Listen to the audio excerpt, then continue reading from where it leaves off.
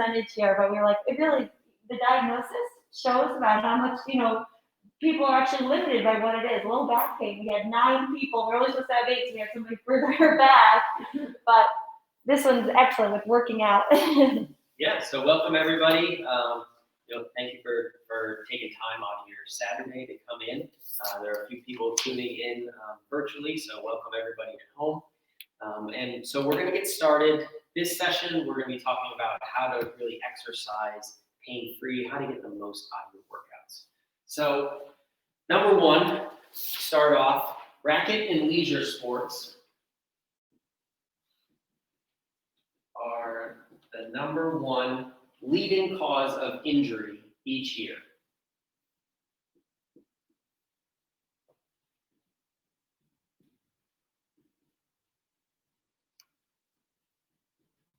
In an active population.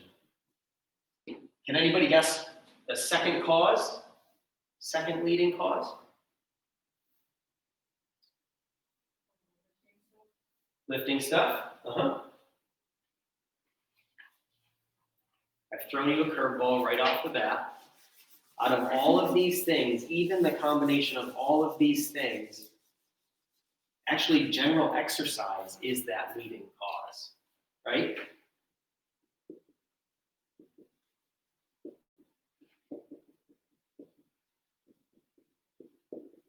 Think about all the things, especially in the circumstances that we're in now. Fortunately, there's a lot of gyms that have been able to open up, but there's been a lot of people that are exercising at home, exercising virtually with classes. And so really what our goal is today is to give you all strategies on how can you get the most out of your workout, and are we really accomplishing what we've set out to accomplish by working out? So that leads me to my next point, or my next topic of discussion. Again, you all took time out of your Saturday, this beautiful fall, autumn Saturday that we're having. What are your goals for working out? You took time to come here. I want to make sure that I fully understand really what you look for. Why do you work out? Who's the brave soul? I've always been working out since I was little. I don't know. Yeah, so it's... I'm a nutritionist too. Okay. Yep. So it's become like a... Part of my life. Yeah, part of your life. Awesome.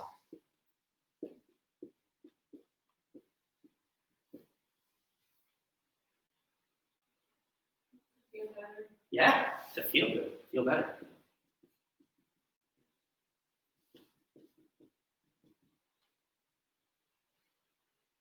Become part of life, want to feel better, stay strong. Excellent.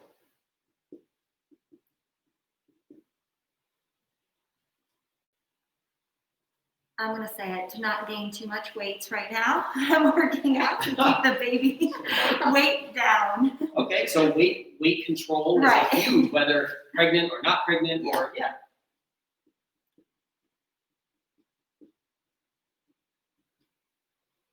Some people are hard gainers and they want to work out to gain weight. Some people want to lose weight, right? Some people are pregnant and want to, stay healthy. And so weight control is a huge factor, I think, for a lot of people. Some other ones that we've heard, stress relief, right? It's an outlet.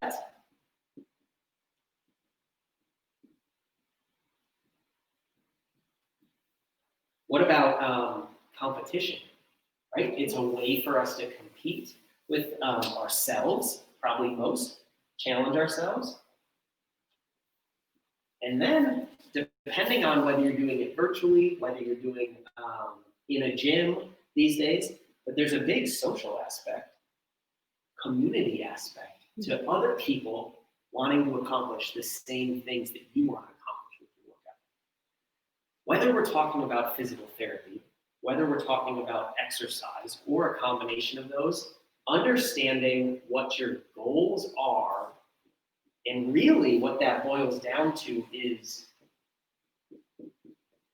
why you're exercising is very important to get on the table first. Because the big thing that we see with a lot of people is We forget about this, and then it becomes about the what.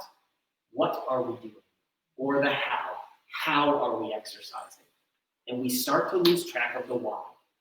When we lose track of the why and really what our goals are, when we put more of the emphasis on the what we're doing and how we're doing it, that's where we can get in trouble in terms of not getting the most out of our exercises, overtraining, potentially losing track of risk-reward ratios and doing exercises which might actually hurt us, either during that workout or micro-traumatically over time. And then we lose the ability to stay consistent and accomplish our goals or our why. So that's a huge part of what we're going to talk about today. When we start this discussion, you should each, sorry, I should have done this in the beginning. So I think you've all figured it out. Yep, very smart group we have here. There's a handout in your folders, and there's blanks there, so fill in as we go. So we're going to start with the good. The good, from 2008 to 2017, the number of people meeting that weekly exercise guidelines went from 19% up to 25%. That's good. Any increase is great, right? Meeting those guidelines, an increase of 6%. The bad, across the US, roughly 76% of people are inactive. That statistic was done pre-COVID, right? So these days, my guess would be that number is higher. The ugly, an estimated 1.1 million people aged 25 or older are injured from general exercise. 1.1 million. I am awful at geography, more of a science person, that's why I went into physical therapy. However, the age of the internet told me that 1.1 million, that is more than double the population of Wyoming, right? So that's a lot of people that are getting hurt general exercise. And remember those goals that we put up there, start with the why. Why do we want to exercise? Muscle, bone, and joint pain, or we kind of classify that as musculoskeletal disorders. That accounts for 6.6 million lost working days in 2018. So now you're not even talking about not being able to exercise, but now livelihood comes into the conversation. 3 very common injuries that we see in people that are hurt while working out. Number 1,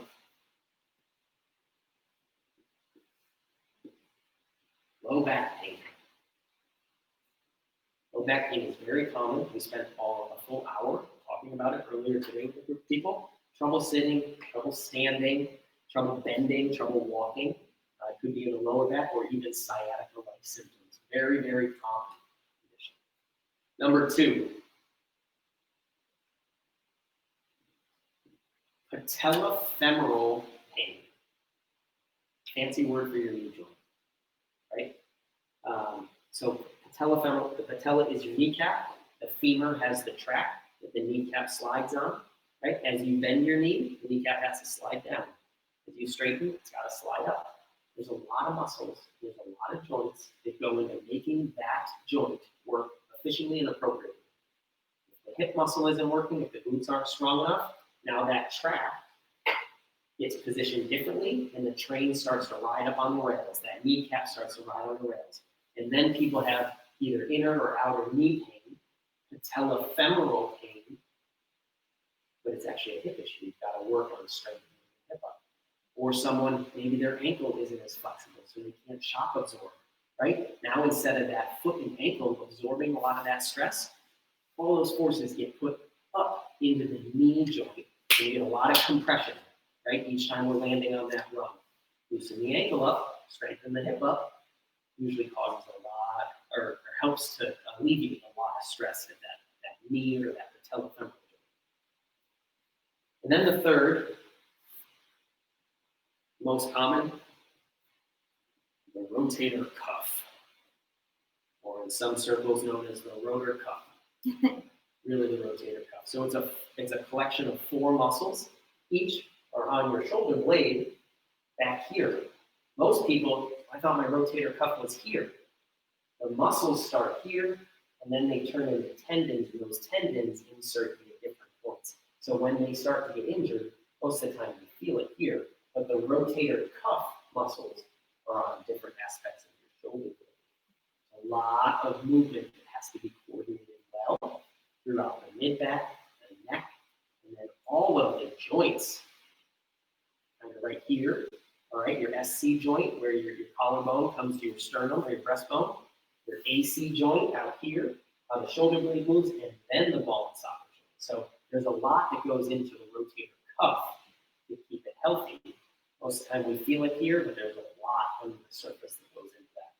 That usually, you'll feel that, or you start to feel that. Most common, I can't sleep on my side, really hurts, that pressure there.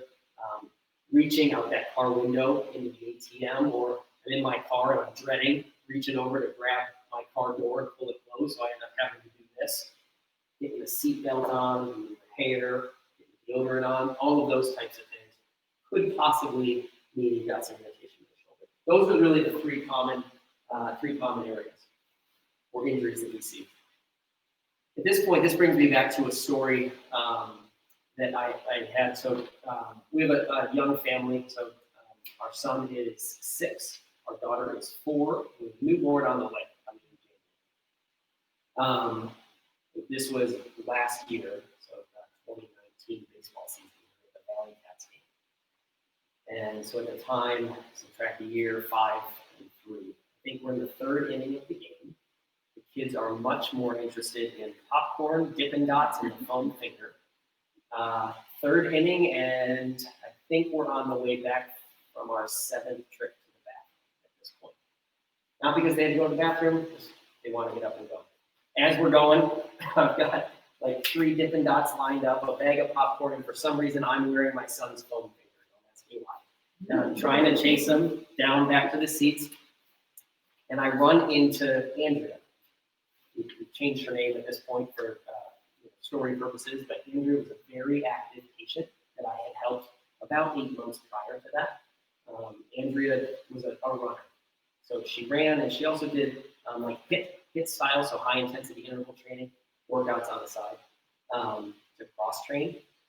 We had worked through it was about 8 weeks probably of physical therapy, about 2 months, maybe a touch longer. She had done an excellent job. She was back to her training, all of that. She had dealt with lower back pain, and then also some mechanical knee issues that we thought were interrelated, but got her on a good plan for it. So I'm doing my Dippin' Dots juggle, my popcorn and my foam finger. Andrea, hey, how's everything going? And we get talking, and I'm keeping an eye on the kids. She said, hey, things were so good. And I'm like, oh gosh, she said, we're so good. And we're talking through, and I said, what's going on? And she starts saying, you know what?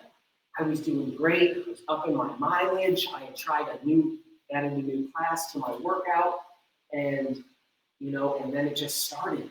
The knee, it just started to really bug me again. And I was like, oh shoot, like, man. And so that's where, at that point, we'll come back to Andrea's story, but there's really 3 elements that really go into kind of the secret sauce to keeping your body healthy, keeping things moving. All right. Number 1, so we're right down to the secret to a healthy body. Knowledge is power. There's a lot of information out there right now, right? Especially in a digital age. Most of us are getting a lot of advice virtually. It's not so much which information, right? Because you can get all the information on which is most applicable, which is going to be most effective. Having that understanding empowers you as the person to know which to implement. So knowledge is power. Most of us have heard of the common saying, no pain, no gain, right? Switch it around, no pain, no gain. KNOW. So if you know which pains are okay, then you can know how to gain the NOW.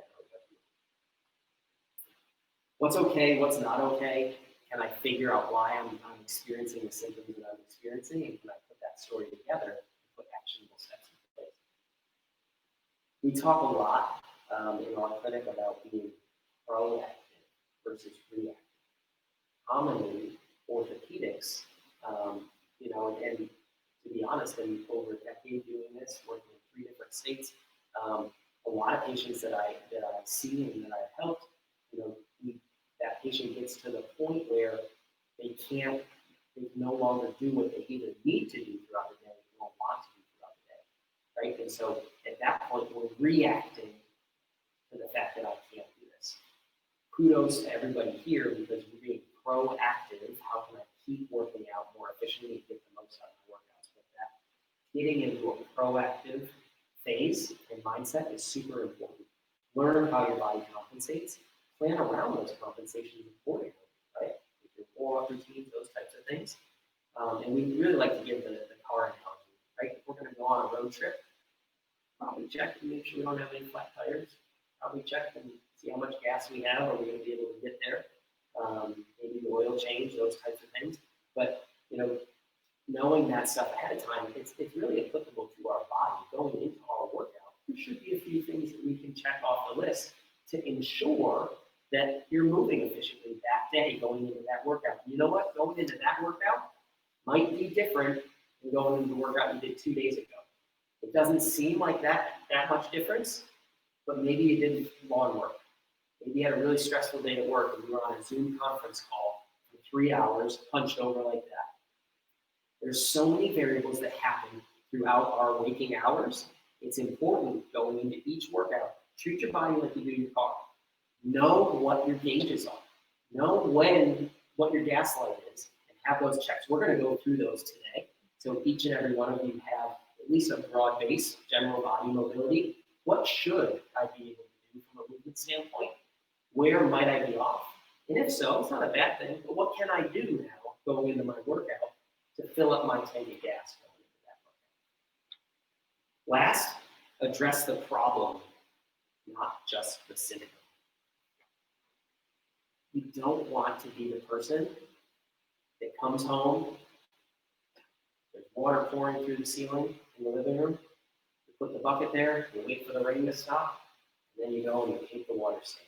Hope it doesn't rain. At some point, we got to go upstairs and figure out, was there a leak in the roof, right? Maybe the tub's overflowing. The water stain analogy is great because so many times we feel as patients, as human beings, this is the pain, I have to address it. But having either learning or having at least an appreciation that a lot of other areas in our body contribute to our body moving as a whole. There's that famous song, right? Neck bone's connected to your shoulder bone. I won't sing any more than that, but you get the idea. And having that appreciation goes a long way. Questions on that? All right, it's time to get up. It's time to get moving. Everyone should have a group screen table on your handout. You see where we're at?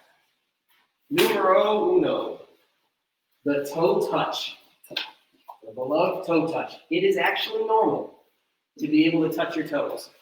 I played sports all through high school. I played sports through college. I could not touch my toes until about 4 years into being a physical therapist. That's pretty wild, right? Most of the times you would think you would get stiffer as you age. I had stretched my what group in order to touch my toes? Yeah, say it loud, say it proud. Hamstrings, the hammies, right here, back of the thigh. Someone that's stiff and can't touch their toes, that is the classic age-old prescription. Stretch your hamstrings. I can promise you I stretched the heck out of my hamstrings. I was the kid in the sit and reach test at school. It could barely get past my kneecaps. But I could run, I could play sports, I was good. No one ever taught me that if I strengthened my core and changed my pelvic position, all of a sudden the tension goes off my hamstrings.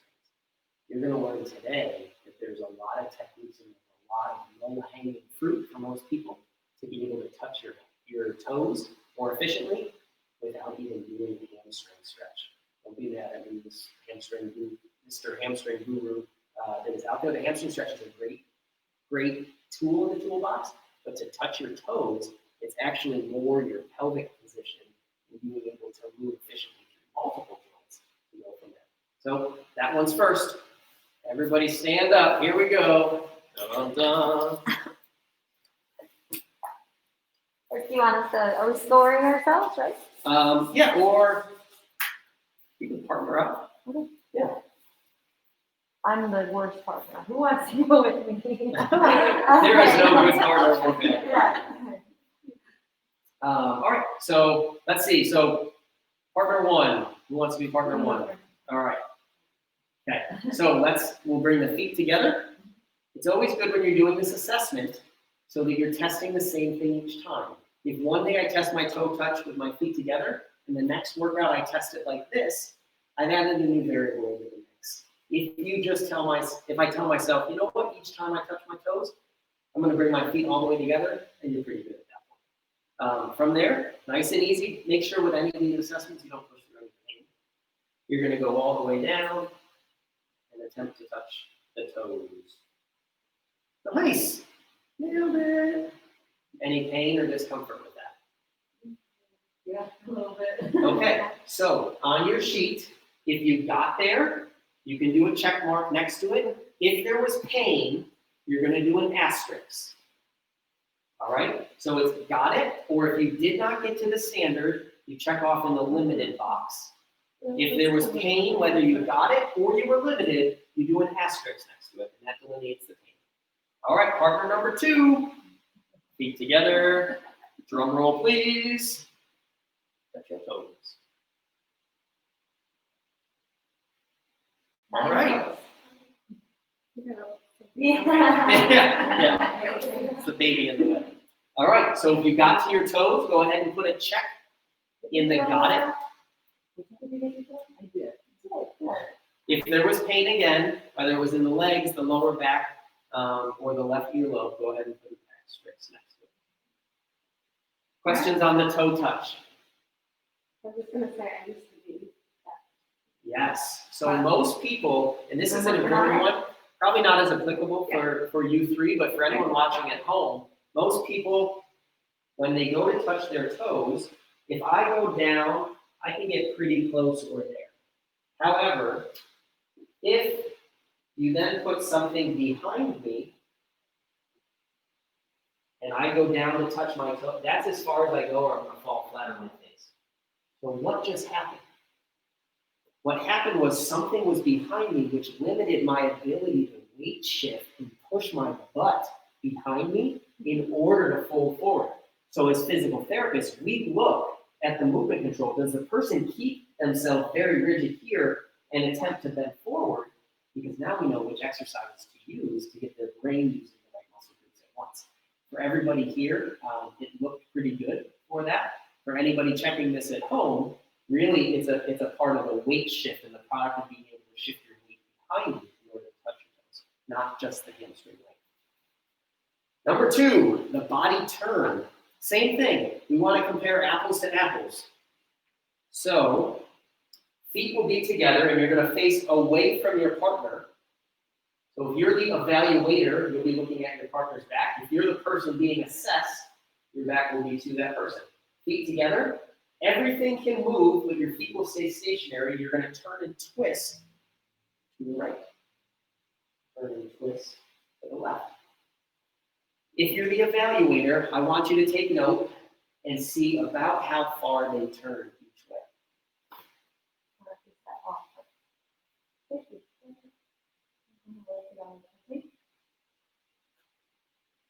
If you're evaluating, your question should be, if my partner turned to the left, did they turn far enough that I was able to see their right shoulder? If they turned to the right, did they turn far enough so that I could see their left shoulder? Whichever way you're turning, the evaluator should be able to see the opposite shoulder. So with the evaluator, you're going to have to give some insight, all right? So you can mark if they got it one way but not the other, do whichever way they got it. I got it to the left, all right, L got it, limited on the right. If there was pain with either, go ahead and put an asterisk there.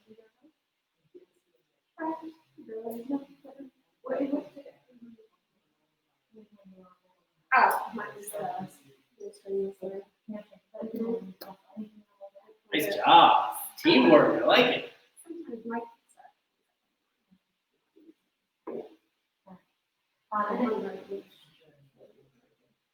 Let's see if you have some variability there. I'll show you mine. I'm actually not. All right. Partner number 2.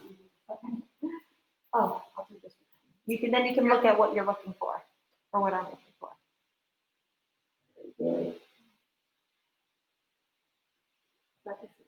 You can see the other side. So to the Very good. left, or to the right. So if you were limited on the right, do an R in the limited box. If you were limited on the left, do an L in the limited box. If you got either, put that in the appropriate box. If there was any discomfort, again, whether it was in your low back, your mid back, your hip, or your left earlobe, go ahead and put the asterisks. So we know, so Michelle mentioned that, hopefully you don't mind, but maybe we can just go around and say what our pain, what pain we have, so we know when we're going through these. So Yeah. Michelle, what was yours again? So you tell Laura and Heather. mainly my hamstring, injury hamstring. Okay. And it also legitimately needed to my calf. Okay. And then my hamstring is out of alignment. I go and take it out Okay. every week just. Yeah. All right. Okay. Laura, what are you experiencing? Stiffness, Stiffness. major stiffness around the lower back and hips. More that lower So, back. a little bit more tension on the right side, I always seem to have more pain, or everything seems to be more painful on the right side. Okay. What about you, Heather? Yeah, I'm just some stiffness around the lower back, and my knees are this morning, but they're feeling better, and wrists are hurting like really good. Okay. So wrist, low back, both low back, same, sometimes this, the hamstring and the calf might be a combination of some low back issues, so we'll get to that. But I just, for me, maybe it's just my brain, but I like to know sort of where we're all at. I'm just a mess right now, but, okay. Cool. Perfect. Okay, next is going to be single leg balance. All right. When we assess this, keeping the goal, right? We're doing this to try to help you feel and be more proactive. So golden rule, no one's allowed to fall over. Yep. So go near a chair, the back of the chair, so you've got it right there, or near a wall, so that you have hand support if you need. The goal here is going to be standing nice and tall. Try to raise one leg and balance. And really what we look for is loss of height. That would be loss of height, right? And so nice and tall, and you can maintain that. Gold standard is going to be 20 seconds. Just make sure you're near something stable to grab on if you need.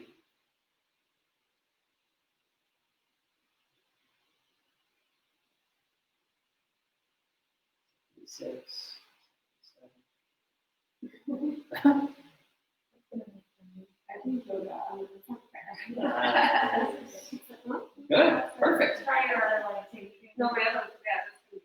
Your opposite leg that you just did, Heather. So we start with the eyes open first.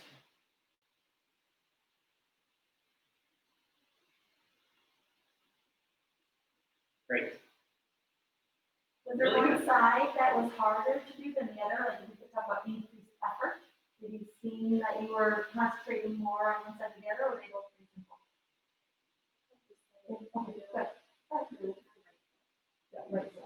Partner 2, we can assess the balancing, again with the eyes open. For those of you that looked ahead of the handout, or actually looked at the look at the handout, it does designate eyes closed. We're going to talk through that. So keep your eyes open. Good.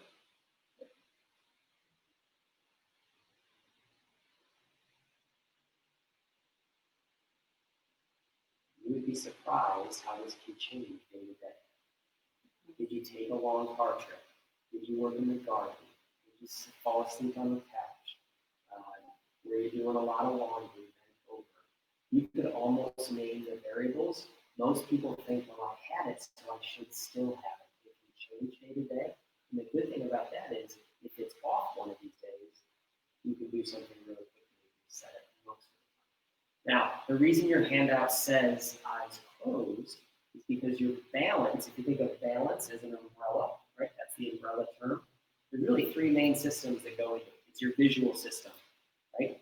It's your vestibular system, your inner ear, and then it's your proprioceptive system. That's the one that throws people for a loop. Proprioception is another sense in our body. Just like sight, smell, taste, hearing, and touch, proprioception is like your sixth sense. It's position sense. Where is your body positioned in space? Are my knees locked out? Am I overarched? Are my toes pointed out or in? Am I hunched forward? We have these compensations that kind of creep in, and there are tiny receptors in our joints and our muscles which constantly send feedback information to our brain to articulate and communicate where we are.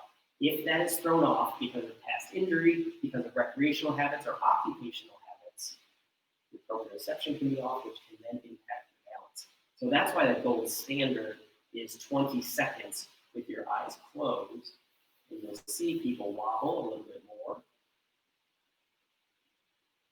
And that's what it is. Again, safety is the number one concern there. So if you're assessing this at home, make sure, like between your bed and your dresser is a good spot for a lot of people. Make sure you're near something stable where you can hold on, grab on if needed. Or if you're doing it at home, make sure you have a partner right there to kind of support your hands on either side. Ready to assess? All right, okay. Can you close your eyes? You'll think about how you felt with your eyes open compared to how you feel with your eyes closed. And that's the role of the visual system. But your visual system is closely tied into your vestibular system as well. And so this really, by closing the eyes, that taxes a lot. And you really put a magnifying glass on your compensations, especially if there's a difference side to side.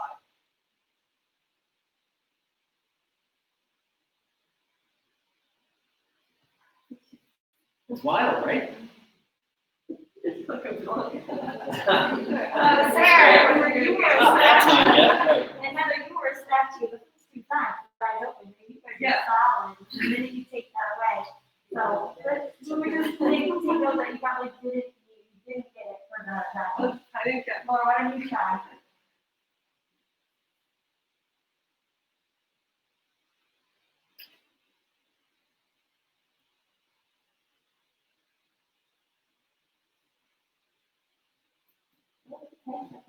Inside here.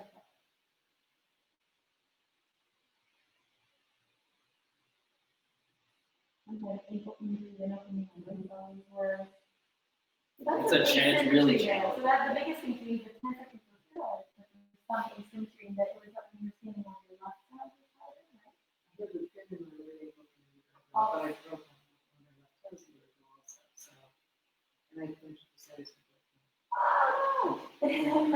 So I think about how, like, you know, then you're exercising and working out, you have those.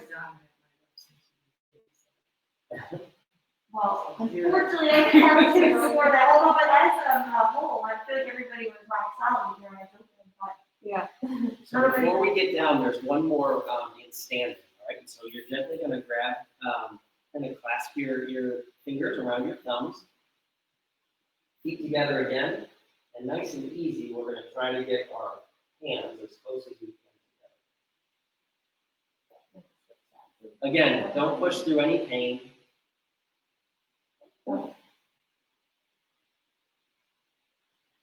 There you go. So the goal here for the person doing the evaluating, most of the time you're going to notice a significant asymmetry between the two sides. One side gets very close, the other side is going to be significantly different. What we look for quote unquote normal is we want one hand length, right? So the length of your hand from the base of your palm to the tip of your middle finger, for most of us, that's our longest finger. That's the distance, ideally, that you want the hands to get together. And it varies for each of us. You have really big hands, you don't have to go as far. Yeah, we had about like 8 or so inches. But they were not too far. So most people, right, when you feel that, right, it's shoulder mobility. Really? It's definitely shoulder. It's a big part of our mid-back mobility and our thoracic spine. There's 12 vertebrae there, and each of those vertebrae has a rib that comes off of it. We need that area of our body, mid-back, to be very mobile and flexible. To be honest, a lot of us stiffen up in that area. It's probably because of all the stuff we do as a society with sitting. Now we're doing more virtual stuff, hunched over. If we're not loose through that thoracic spine, that creates a lot of extra stress on our neck, on our shoulders, and on our lower back. Guess what 3 of the most common things that we help people with in physical therapy? Neck pain, shoulder pain, mid and low back pain, right? The thoracic spine, that thoracic or mid-back mobility is so important to keep loose and take stress off these other areas. That's one thing. Yes, there's a lot of shoulder motion that has to go into these, but for people that are like, oh, I wouldn't say I have any shoulder issues, and then that test comes off as significantly unbalanced, one side or the other, usually we'll look into the mid-back and see where we can help you with stuff there. All right, next, we're gonna grab 2 tables. So we can grab this table here, and then we're gonna grab the table down at the end with the vertical pillowcase. So the last blue table there on the right, yep. 2 more exercises. Michelle, if you want to lay down We're gonna first. have you lay right on your back. And then if you can see me, I'll demo for you. Can you come with it? Can you see me? Or you can take the third table. That's okay. All right. So from here, lying straight down, the indicator is your ankle bones, right? So the goal is keeping your legs straight. You want to raise the leg to the point where this leg stays down, this leg stays as straight as you can. And ideally, if you did a straight line down through my ankle bones on this side, it should clear the opposite side of the kneecap. Does that make sense here? I can show you again, Michelle. So these ankle bones, do they get, when you go straight down, is it up higher than the knee? You don't want either leg to bend Let's if try you this can. side to go straight down. Nice. Very good. Got it. This side, Very good. even better. Super flexible. That's what we're looking at. Again, the goal has to be the goal. So we're trying to assess and get people an idea of how you're moving. What we don't want to do is cause any irritation. So why don't we go to the next movement with Heather and Michelle while we're here, so then when Yeah. Laura goes, we can use a different table for Laura. So next, Heather and Michelle, you're going to go up onto your hands and knees if you're comfortable with that. And do your heads facing out this way. So turn towards the front of the room. Okay. Perfect. Now, kind of walk towards the front edge of the table. There you go. That'll give you room to extend the leg behind you. We're going to do the right arm and the left leg at the same time. Now you're going to try to touch your right elbow to your left knee. And then back out and back down. Okay. And then arms go, arm and foot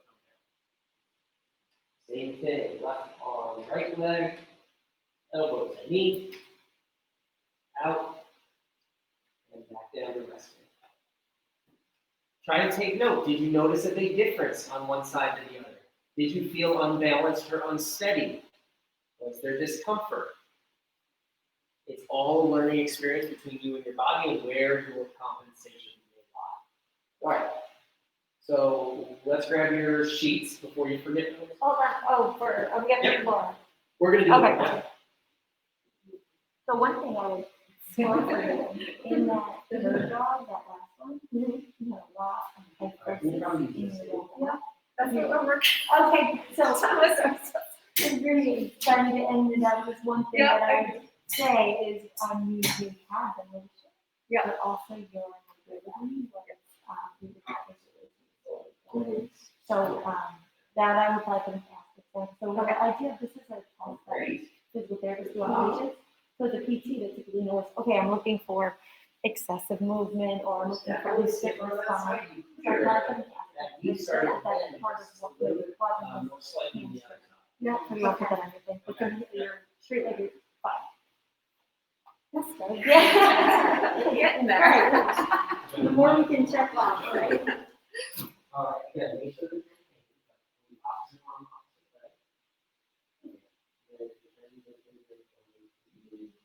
leg. Good.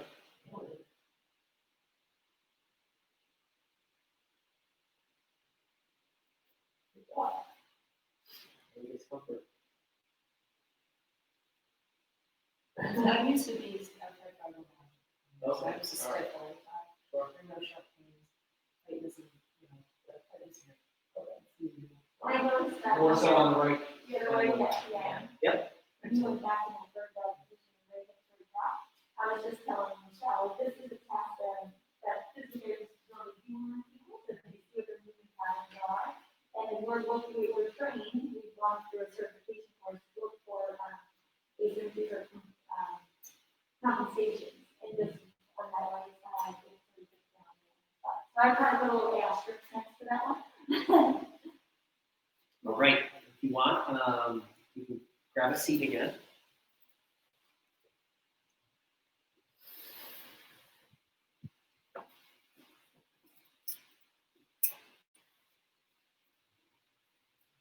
So really what we try to do is we look at it from really broad terms and then narrow it down as needed. So for a 3-phase individualized assessment process, really the screen, so that's what we just went through. That's part of our time today.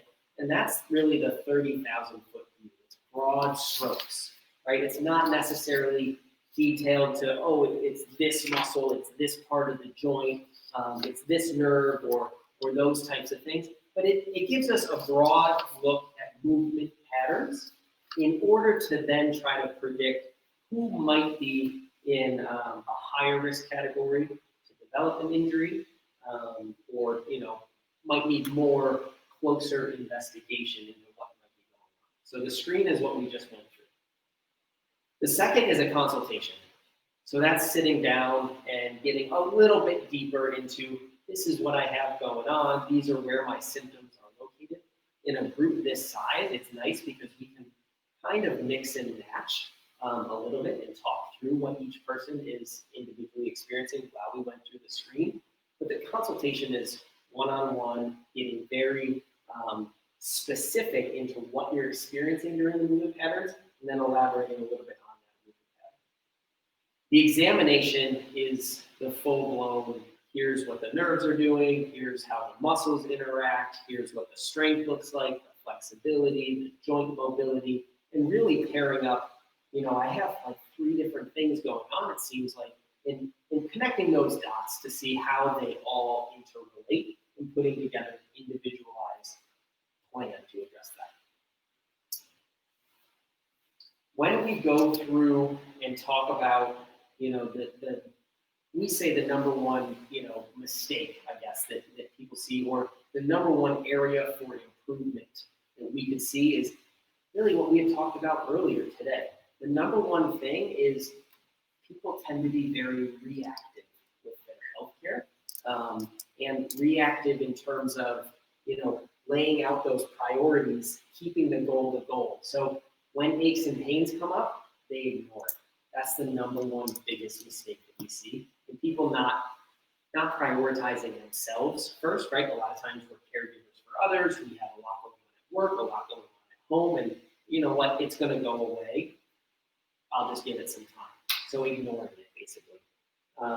Limiting your activities, just saying, you know what? I don't have to do that, or I won't do that for them. Next is altering it.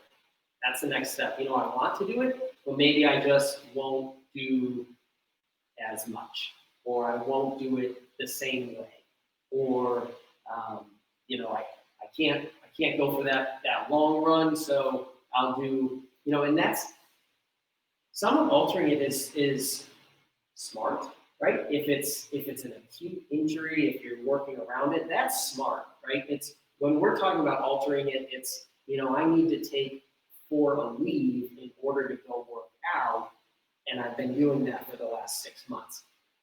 Maybe we don't want to alter it to that degree. If we're talking about, it's in the 7 to 14 days of an injury, yeah, alter what you do, let your body heal. If it's not getting there, and then we're altering it to these higher degrees for longer periods of time, that's really where, we almost have to question, is this the best step forward at that point? And then, the last is really the option to address it and put together a plan to say, this is where my body is compensating, and everybody, myself included, has a bunch of compensations.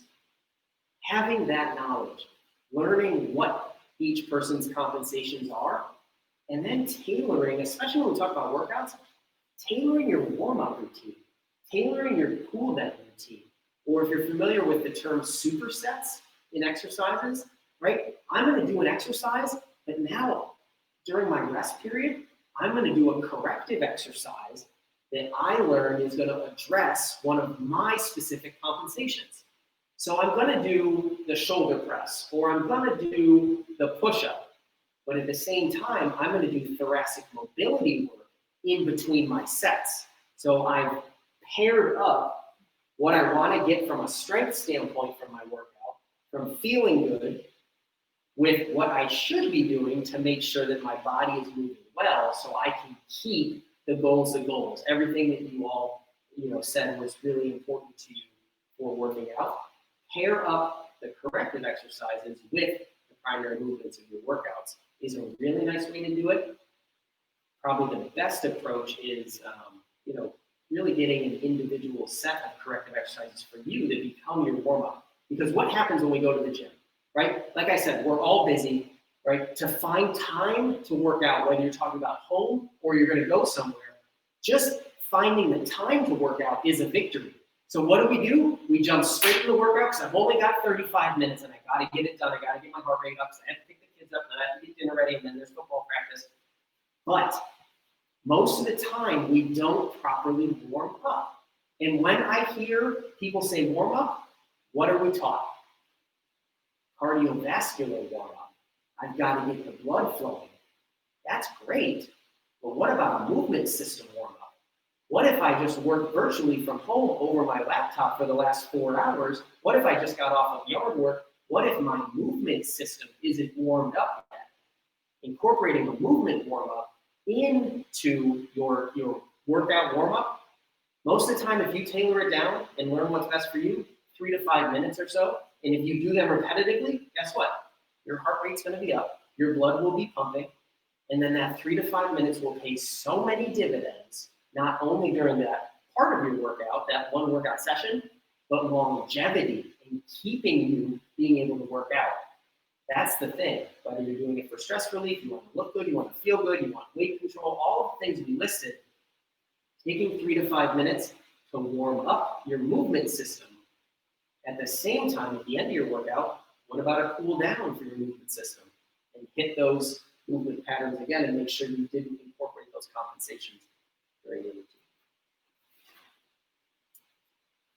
So if you look at your screen,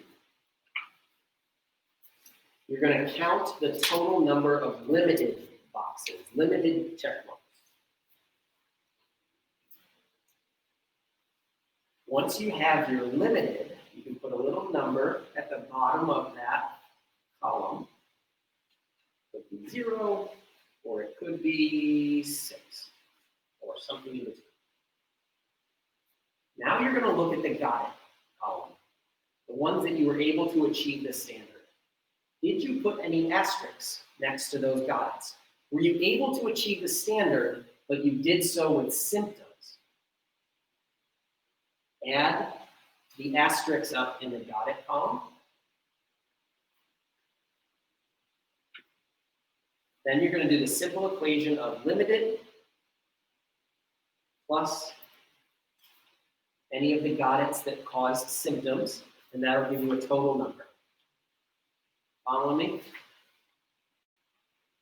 You're then going to flip back to the algorithm.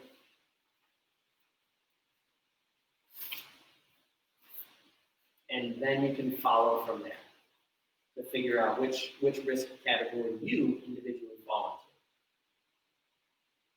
into. Now that brings me back to the Valley Cats. I'm standing there with my Dippin' Dots, my popcorn, and my foam finger. I'm talking to Andrea. She was the runner. She had started increasing her mileage and her HIIT routine in class, and the knee pain had started up again. So I said, "What? How's it going? What do you know, how's it been? How long ago was this?" "Oh, well, you know what I realized? Life got a little bit hectic. I added the new class, and I wasn't doing the warm-ups, like we said. So I just started going. I found myself just going straight into class, just going straight into my runs, and I wasn't really doing the routine that we had set up. It was like, I think 3 or 4 exercises that we got it down to." So she said, "You know what? As soon as that knee pain started again, I sat back and I thought through what has changed." She said, I had kind of stopped doing that stuff. So I started incorporating that about 2 times a day to start with. I started doing it before my class and before my runs. And within about 3 to 4 days, the knee pain started to slowly subside. And within, a week and a half, back to feeling great again. She said, "Now I just make sure that I include that time as part of my warm-up and cool down." Knowledge is power. She was empowered to sit through and figure out something must have changed. There's some variable that I'm not accounting for. Oh, let me try this. She had her list of compensations, and not to say your compensations can't change, but for her, she just reincorporated. She was good to go. I didn't drop the Dippin' Dots. I didn't lose the kids. Can't tell you who won the game, but we had fun. All right, so what we're going to do, we save some time so that you can, if you have, we wanted a Q&A, so we can do that in a group format here.